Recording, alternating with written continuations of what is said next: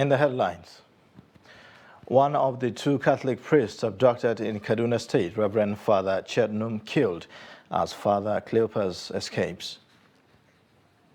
Flood submerges 100 houses in Bauchi as residents count loss. Palm price increases as NNPC unveils Nigeria National Petroleum Company Limited.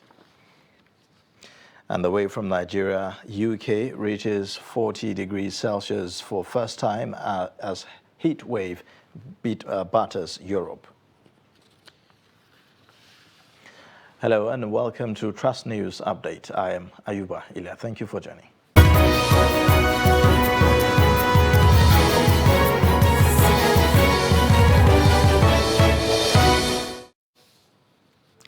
And now the details.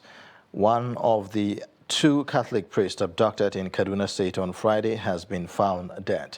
The duo were whisked away from the rectory of Christ the King Catholic Church, Yad Ingaru, in Lere local government area of Kaduna State, where they were on an assignment.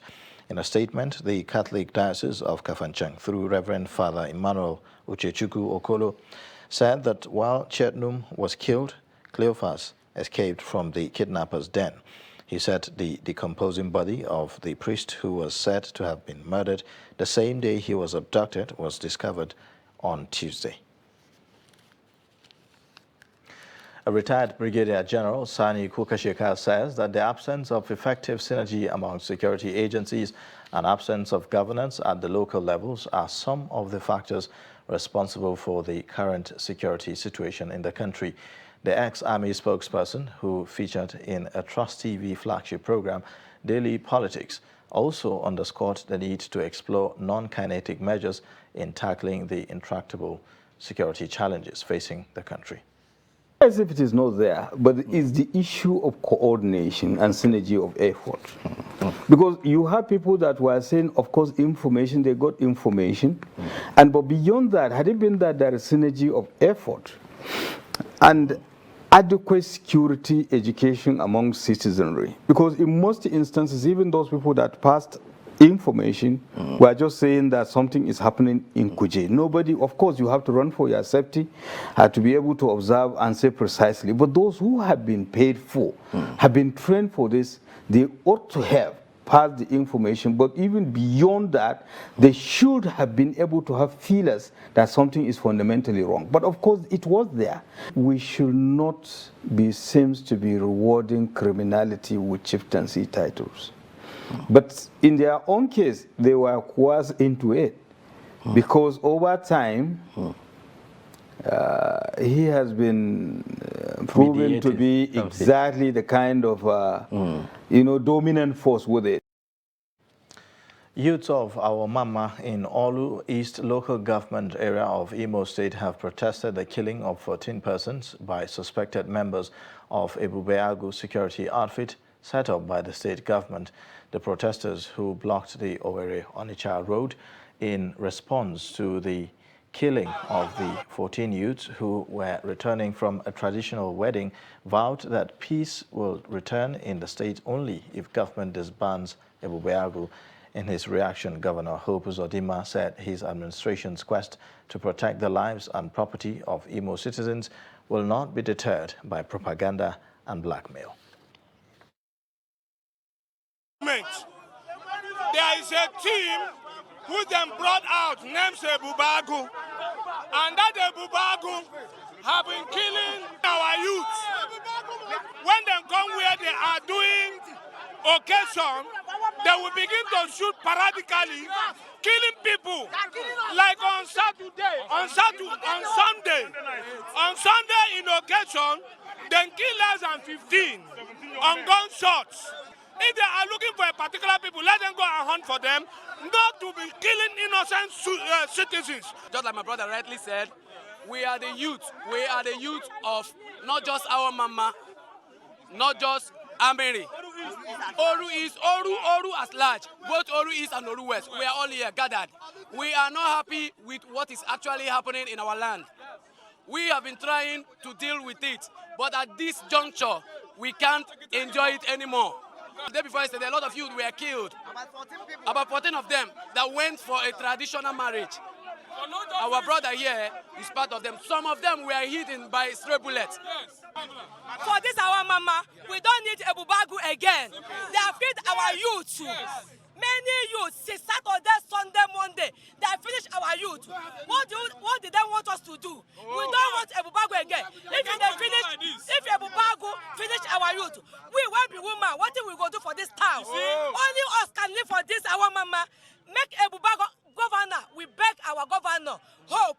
Make him remove a bubagu for our mama. We are begging. We don't need them again. We cannot take it light with them. I don't think that we will take it light with them. They are killing our husbands, making us widows. But we don't need them again. We don't need them again. So that you should go. Hope should send them away. Well, we just came out from a Security Council meeting where the DSS confirmed that they did the operation. And the operation has nothing to do with any wedding place. They went to a camp, and they went to the camp with a pointer who is a member of the gang, and they caught some people. And the people are currently with the Department of DSS. Yes, they killed some people. But those were also bandits, but we are waiting for detailed report. This is the interim report given to us in the Security Council. So I don't want you to be carried away by propaganda of those who are behind the banditry in the states. You should also investigate to find out for yourself what is happening.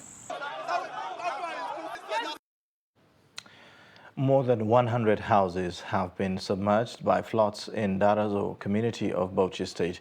Victims of the ravaging flood are counting their losses while appealing for help from relevant stakeholders. Adamu Imam reports.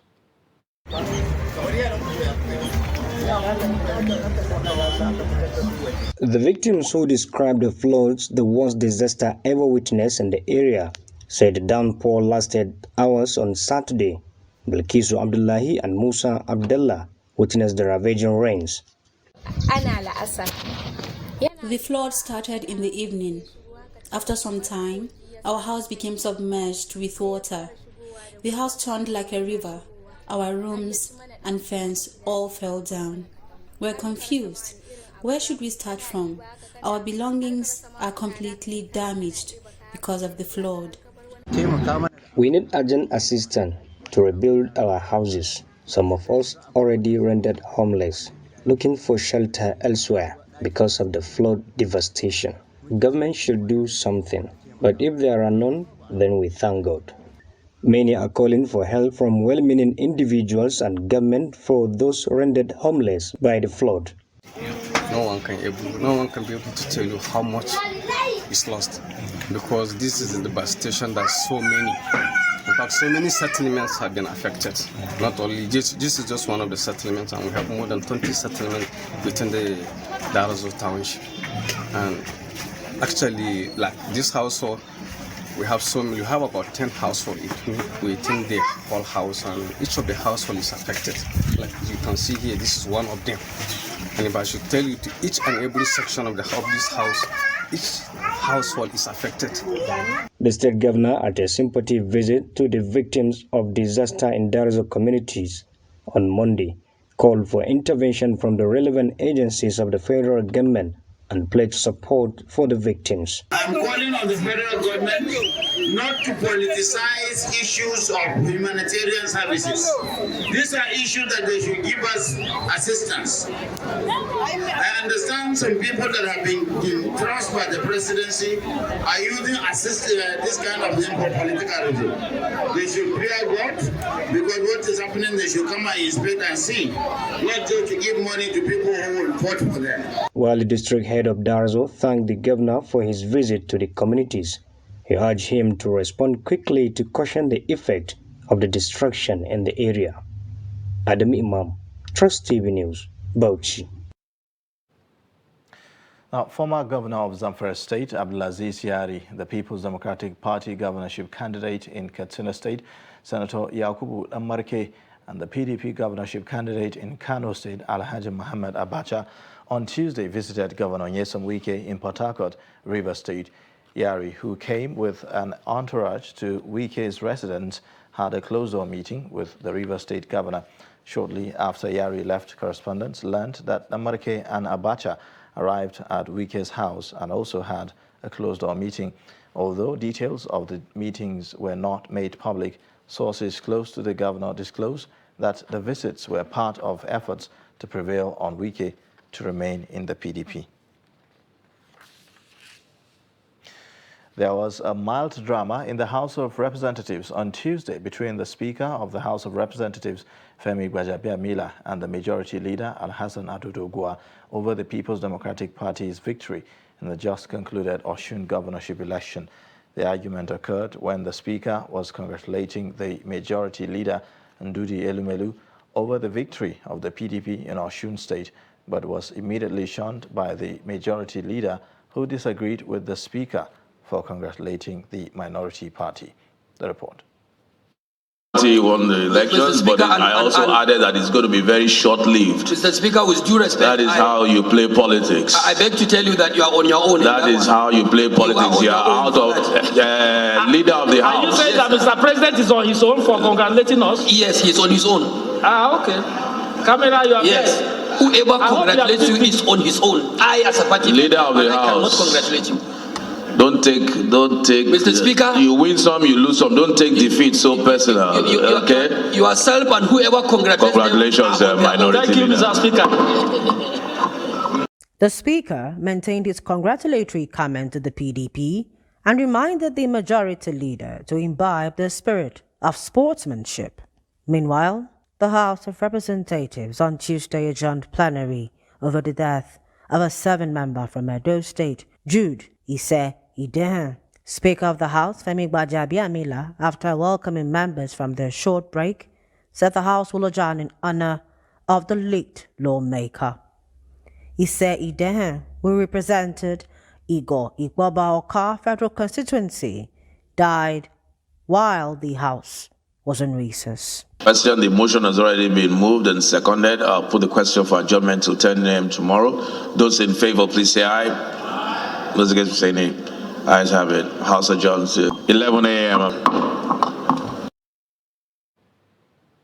You're watching the news update on Trust Television. Coming up shortly.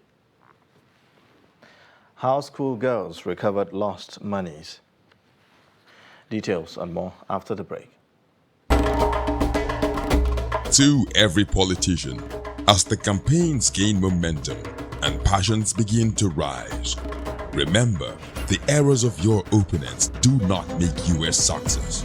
Do not run down your opponent and inflame passions to violence between and among your supporters.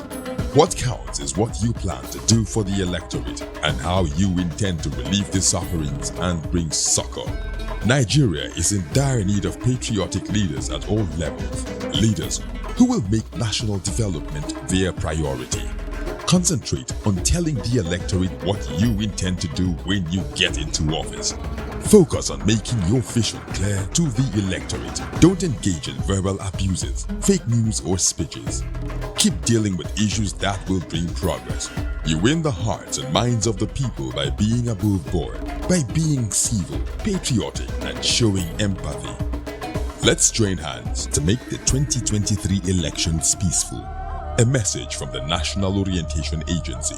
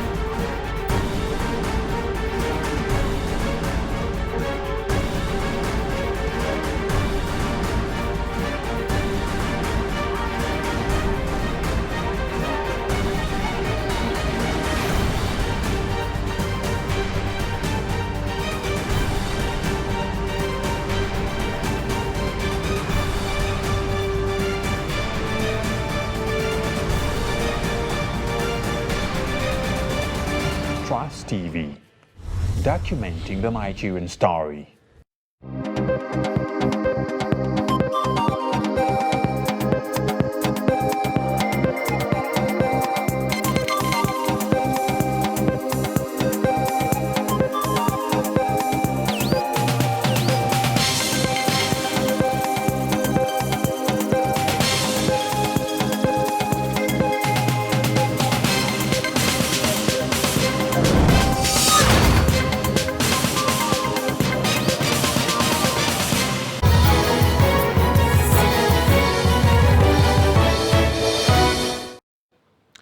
Thanks for staying. You're watching Trust News Update. Here is a reminder of our top stories. One of the two Catholic priests abducted in Kaduna State, Reverend Father Chetnum, killed as Father Cleopas escapes. Flood submerges 100 houses in Bauchi as residents count loss. In other news, President Muhammadu Buhari has issued a 2-week ultimatum to the Minister of Education, Adamu, to resolve the lingering strike by members of the Academic Staff Union of Universities and other university-based unions. The ultimatum followed a briefing from heads of relevant ministries and parastatals at the Presidential Villa in Abuja on Tuesday. The President had summoned them to get more information on why the strike had persisted for too long. After Tuesday's briefing, the President ordered the Education Minister to ensure that the areas of disagreements were sorted out within 2 weeks and report back to him. In a swift reaction, the leadership of the Academic Staff Union of Universities says the 2-week ultimatum given by President Muhammadu Buhari to the Minister of Education, Adamu, to end ongoing strike will not work if the Minister of Labour, Chris Ngige, is included in any reconciliation committee. Recall that the Academic Staff Union of Universities, ASU, had proceeded on 1-month warning strike on February 14, and other unions also withdrew their services after that as a result of the inability of the federal government to meet up their demands. A Dana Air Boeing 737 aircraft with registration number 5NDNA on Tuesday made an emergency landing on approach at the Nnamdi Azikiwe International Airport, Abuja. The decision followed an indication in one of its engines. The airline confirmed the incident in a statement, saying that all the 100 passengers on board were disembarked safely. The airline apologized to all passengers on board the flight and reassured them that Dana Air will continue to maintain its high safety standards. The National Emergency Management Agency has received a new batch of 143 stranded Nigerian returnees from Libya. The Director General of NEMA, Mustafa Habib Ahmed, represented by the Coordinator, Lagos Territorial Office of the agency, received the returnees on arrival in Nigeria. The returnees were brought back to Nigeria through the cargo wing of the Murtala Mohammed International Airport, Ikeja. The returnees include 96 adult males, 8 boys and 1 male toddler, while females included 36 adults, 1 girl and a toddler. 2 secondary school girls, Naima Usaina and her classmate Righteous Samuel, of Government Secondary School Bukuru in Ongwandoki of Jos South Local Government Area of Plateau State, are warming the hearts of many across the nation after they returned the sum of 250,000 naira they found in the school premises. The students found the money during break time and decided to take it to their school teacher, saying it was morally wrong for anyone to hide money or anything that was not theirs. Ado Isa reports. This is Government Secondary School Bukuru, located in Angwan-Rohal Kanan of Jos South Local Government Area of the state, where the students found the money. One of the students, Naima Usaini, who reside around First Bank Bukuru, said when they found the money, it didn't come to her mind to spend it since it wasn't theirs. I saw our friends standing. I decided to go and talk to them. As we were gisting, the now left. We now started, right? My friend was looking at herself in the mirror, and we now saw something with leather. And she now asked me that what's inside. And I said, I don't know. That I should check. And I say, you check. We were even saying that. She said, I should check. I say, you check. And I checked. We now saw his money. Then we now decided to return it to one of our. On her part, writer Samuel attributed the ease of arriving at the decision to return the money to parental upbringing, adding that her parents have always questioned her against such acts. We saw our friends and we decided to go and meet them. We went out of the class. When we went out of the class, we were now gisting with our friends. After we finished gisting, we were standing beside a red car. So I saw something in a leather. I decided to tell my friend, let's check what is inside the leather. So when we checked inside, we saw money inside. Ezekiel Yarima, the teacher whom the student returned the money to, expresses happiness over the development, saying he was surprised to see the student returning such a huge amount of money and asked him to look for the owner. Two of my students, Naima and Righteous, found some money and brought it to me. And the amount is 250,000. I was very much surprised at the kind of heart those children have, that they found a huge amount of money and brought it to me. And so what I did was to look for the owner of the money. I first of all asked them where they found the money, and they told me that it was beside the red car. So I quickly went to look for the man with the red car, and he happens to be a supervisor of NAPTEP examination. The teacher, who said he is proud of the students who have shown that they are God-fearing, also appreciated their strength and character and urged others to emulate. Ado Musa, Trust TV News, Jos. Now, the price of petrol has finally been raised above 165 naira per litre across the different regions of the country. Although the product has been selling above 165 naira in some parts of the country, a new price regime was released on Tuesday.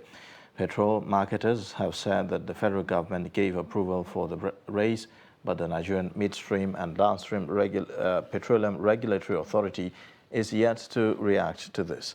According to the regional price list, effective Tuesday, July 19, the rate rose from 165 naira to 179 naira per litre in the southwest and south-south, as well as the southeast regions.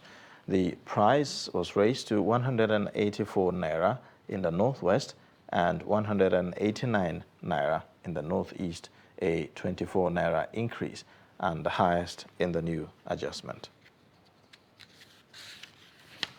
Meanwhile, Nigerian National Petroleum Company Limited is up and running and is expected to support sustainable growth across other sectors of the economy as it delivers energy to the world.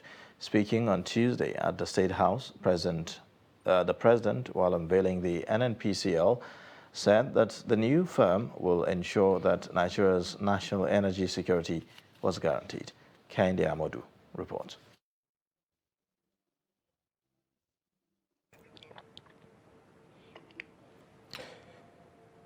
The Nigerian National Petroleum Company Limited is one of the offshoots of the Petroleum Industry Act 2021.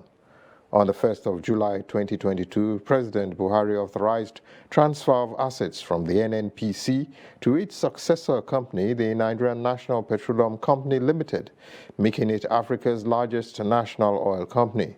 It serves both as a regulator and a fully commercialized limited liability company, with a former group managing director transforming into a group chief executive officer. President Buhari is confident that the new company will be a commercially driven and independent national oil company that will operate without relying on government funding. NNPC Limited will operate as a commercial, independent, and viable national oil company at par with its peers around the world, while adhering to its fundamental corporate values of integrity, excellence, and sustainability. But how will that impact directly on the Nigerian economy? We have taken a strategic initiative to achieve our mandate of ensuring energy security for our country by rolling out a comprehensive expansion plan to grow our fuel retail presence from 547 to over 1,500 outlets within the next 6 months. Our drive for organizational sustainability is hinged on our renewed commitment to partnerships that deliver sustainable value to all with integrity. The NNPC Limited will operate as a profitable commercial entity and declare dividends to its shareholders. The company will demonstrate higher levels of performance and accountability to continue to win the hearts of its over 200 million shareholders. The unveiling of NNPC Limited today is a new dawn in the quest for the growth and development of the Nigerian oil and gas industry. The NNPC Limited is expected to deliver value to Nigerians who make up its over 200 million shareholders, as well as the global energy community. It remains to be seen if it will live up to this onerous responsibility. Kehinde Amodu, Trust TV News.